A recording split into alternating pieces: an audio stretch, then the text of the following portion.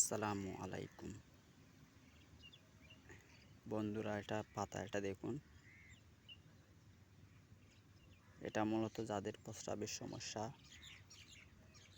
অতিরিক্ত হস্তমৈথুন করেছেন, এর ফলে জ্বালা পোড়া হয় প্রস্রাবে এবং প্রস্রাব করার পর ফোঁটা ফোঁটা করে, এর সমাধানের জন্য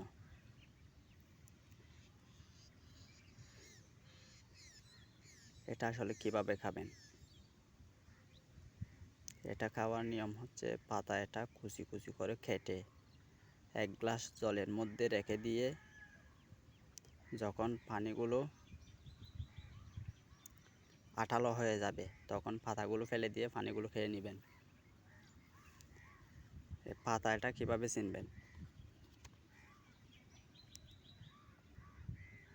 ভালো করে দেখুন। এই পাতার একটা চেনার গুণ হচ্ছে, এটা যখন আপনারা এরকম কচলাবেন, কচলানোর পর নাকে দিলে একটা সুগন্ধ হবে, একটা সেন্টের মতো একটা সুগন্ধ বের হবে, তখন আপনারা চিনতে পারবেন।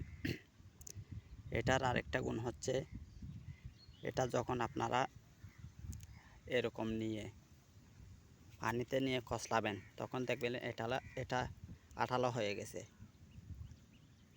সুপারগুলোর মতো।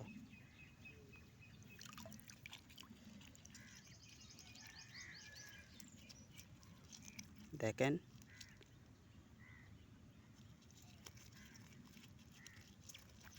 এটা পিছলা হয়ে গেছে ডাইরেক্ট।